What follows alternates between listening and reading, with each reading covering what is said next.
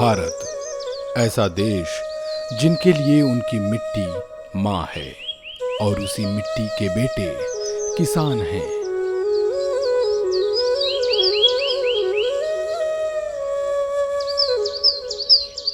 भारतवर्ष की मिट्टी, जलवायु और विविधता ने इसे खेती के लिए एक उपयुक्त स्थान बना दिया है, लेकिन आधुनिक खेती के तरीकों ने पर्यावरण को नुकसान पहुंचाया है।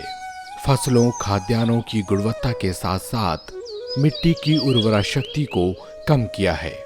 यही वजह है कि किसानों का खेती से मोह भंग हो रहा है। वो गांव छोड़कर शहर जा रहे हैं।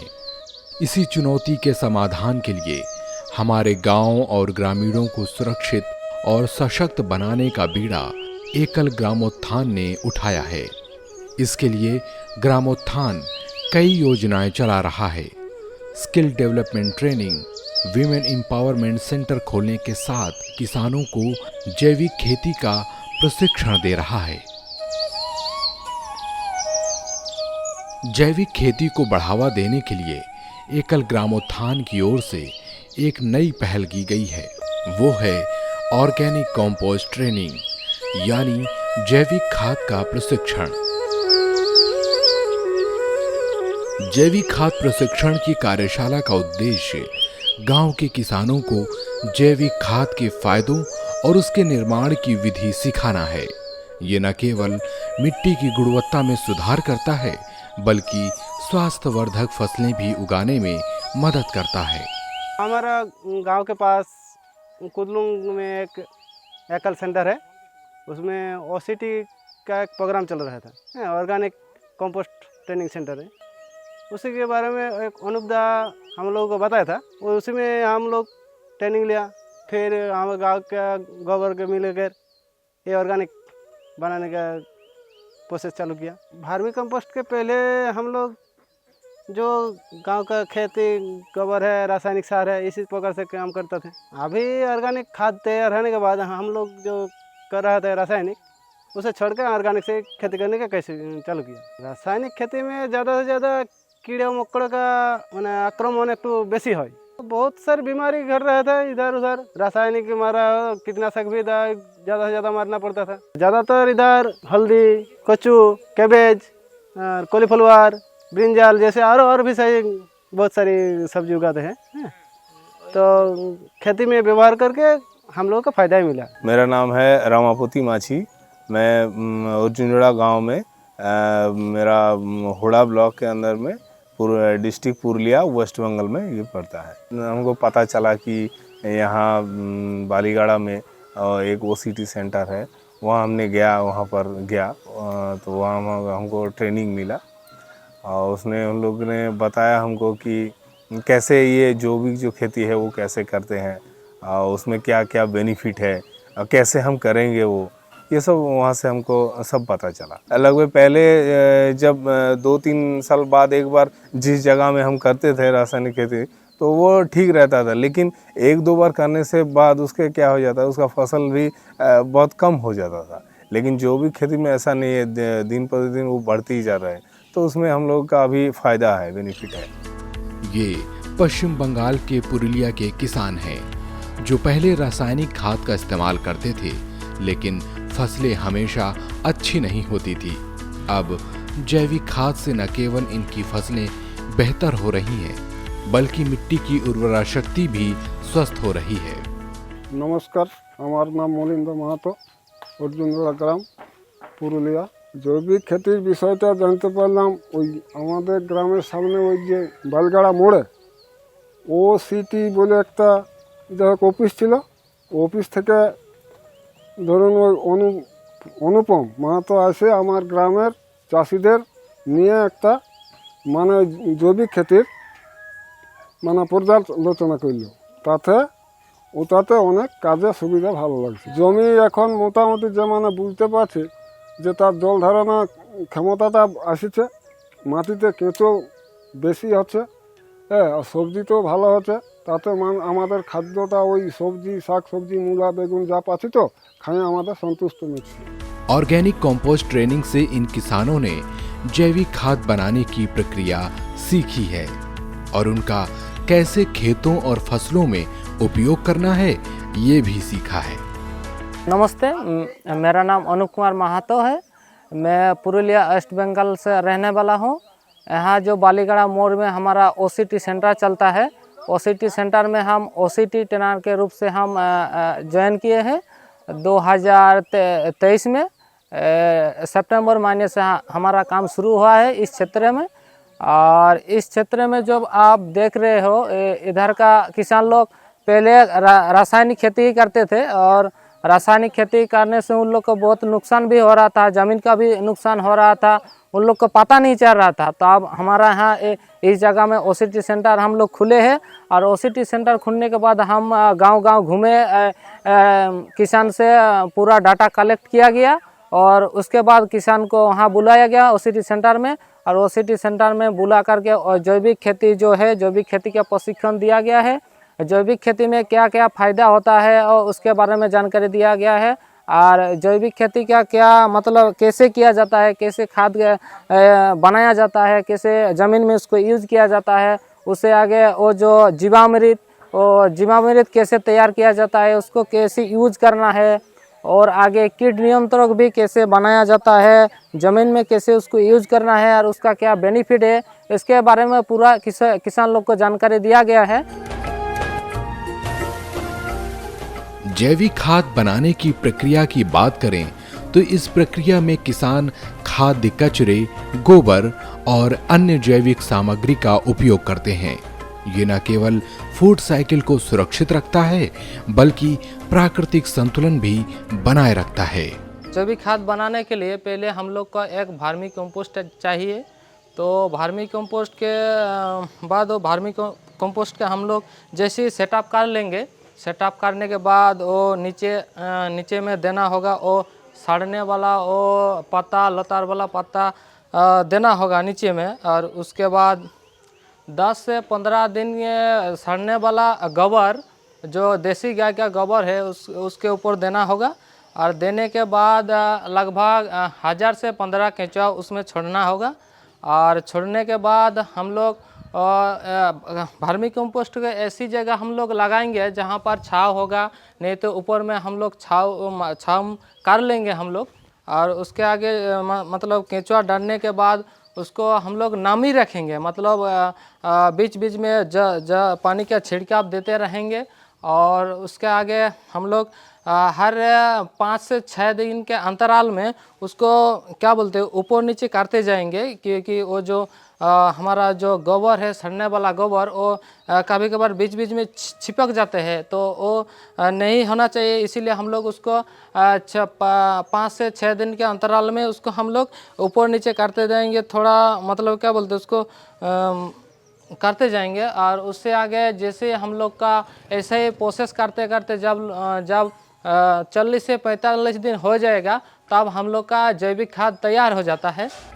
इस क्षेत्र में जैविक खेती का परिणाम तेजी से दिखने लगा है।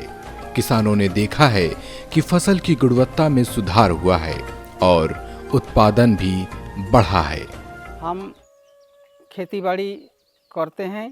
पहले तो हम लोग जैविक खेती के बारे में उतना जानकार नहीं रहने की वजह से रासायनिक खेती ही करते थे। अब जैविक खेती का प्रशिक्षण हमको मिला बालीगड़ा OCT सेंटर से, तो वहाँ से हमको एगो फार्मी बेड मिला और साथ में कुछ केचुआ भी मिला। तो उसको लेके पहले हम लोग तैयार किए फार्मी कंपोस्ट। उसके बाद वो कंपोस्ट को डाले हैं अपना खेती में और उससे फ़ायदा तो हुआ है, बहुत ही फ़ायदा हुआ है, भरपूर सब्जी उगता है। जैविक खेती में हम लोगों का जो बेनिफिट हुआ है, रासायनिक खेती में पहले लागत लगता था, रुपया खर्चा करना पड़ता था, अभी वो चीज़ नहीं करना पड़ रहा है। घरेलू जो गोबर है, ये गोबर से ही खाद तैयार हो जा रहा है और इसी से सब्जी उग रहा है।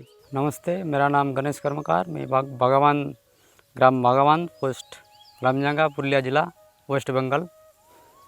मैं पहले रासायनिक खेती करता रहा था, पहले रासायनिक खेती करने और रासायनिक खेती करने के लिए ज़्यादा खर्चा भी हो रहा था और जमीन का जो उर्वरा शक्ति है वो कमते जा रहा है धीरे धीरे। ओसीटी सेंटर से ट्रेनिंग लिया, उसके बाद वहाँ से केंचो गोबर सार करने के लिए एक बेड मिला और जैविक खाद करने के बाद जमीन में उर्वरता शक्ति और रोग जो हो रहा था, रासायनिक खेती से ज़्यादा रोग हो रहा था, बीमार पड़ रहा था ज़्यादा। और जो जैविक खाद है ये डालने से रोग भी कम हो रहा है और खाने भी सुस्त सबल आदमी जी रहा है। रासायनिक खेती करने के लिए ज़्यादा खर्चा हो रहा था उस टाइम, अभी जैविक खेती करने के लिए उतना खर्चा भी नहीं हो रहा और मुनाफे ज़्यादा हो रहा है।